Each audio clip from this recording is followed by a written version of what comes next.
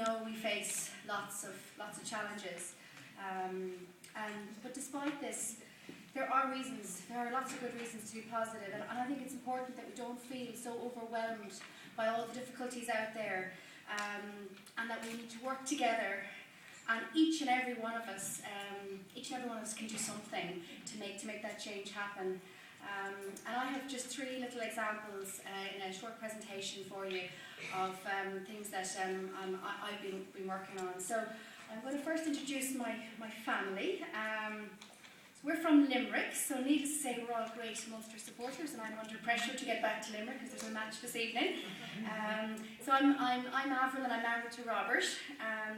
And we have 3 children there, you can see them, Stephen, Michael and Rachel. And my special man is Stephen. And I think you can probably see from that smile the great joy he brings to our lives. Stephen has exceptional musical talents, and here he is playing the drums in the concert hall in Limerick in October of last year. To a full concert hall, and I'd like you to all please tune in to Nationwide next Wednesday at 7 o'clock, and you're going to see Stephen along with, we had over 90 children and adults with intellectual disabilities in the Limerick area, all showcasing their musical talents. So please don't miss that on Wednesday evening. Sorry, I'll go back to Stephen. Stephen has complex multiple needs. We've no diagnosis for his condition. We're classified at the severe end of intellectual disability, and he would also have lots in common with children on the autistic spectrum.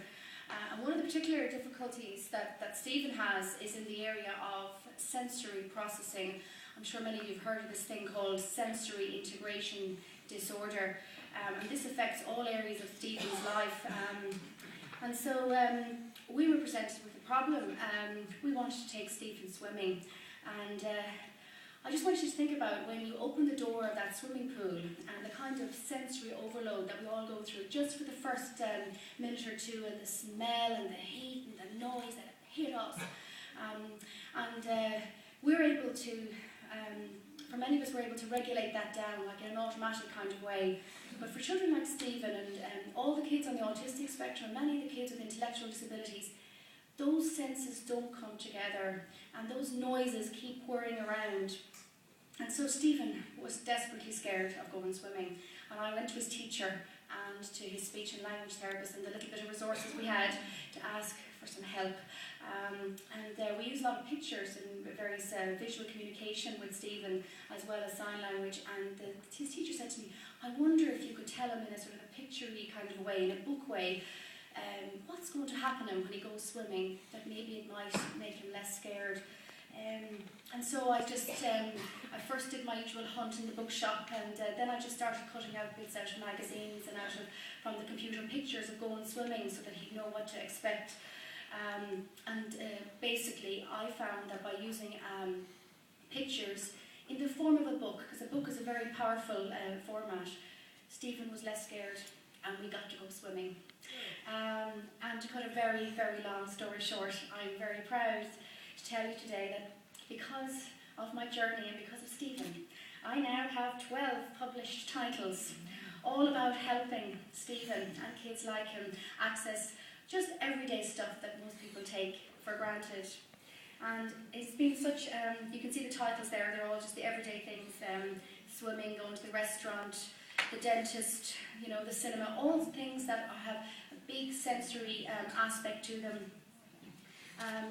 Lucky enough that I've had lots of fantastic feedback, and it gives me such joy to receive those emails and letters from parents and teachers saying what a difference the books have made. But this only came about because of the help and support and encouragement from Stephen's teachers at his school, the speech and language therapists and other mums. Well, all of us working together.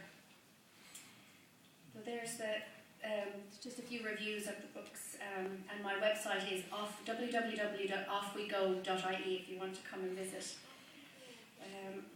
The second thing I want to tell you about, second positive thing I want to share with you, is about our new after-school fun club in Limerick. Myself and some of the other mums were talking about how do you help children, in our case we have boys, with complex multiple needs. How do you help them to create friendships when they have very little language? How do you go about helping them to make friends?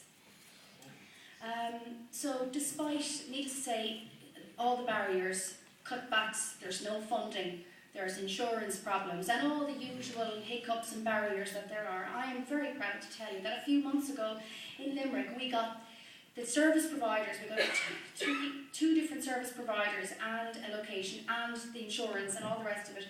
We got them working together in Limerick, and an art therapist to facilitate that friendship building. And we have now set up a fun club on Thursday afternoon, and as you can see there, our boys are really enjoying it. The last example I have is the emergence of a new national group called the Special Needs Parents Association, which have a particular focus in the area of education. And this is another example of where working together and technology helps bring people together from across the country. This group was formed as a result of a Facebook protest against the cuts in special needs assistance. And that Facebook protest had over 25,000 members. And so the Special Needs Parents Association is being led by Noel Cuddy, who's here with us today. And already in a matter of weeks, they have participated in a protest outside the Dáil. They've attended the Joint Oireachtas Committee, they have a website, they've had some really good media coverage, and Noel himself even got himself on the 9 o'clock news. So I have two quotes to leave you with. This one about the importance that each and every one of us can take some bit of action.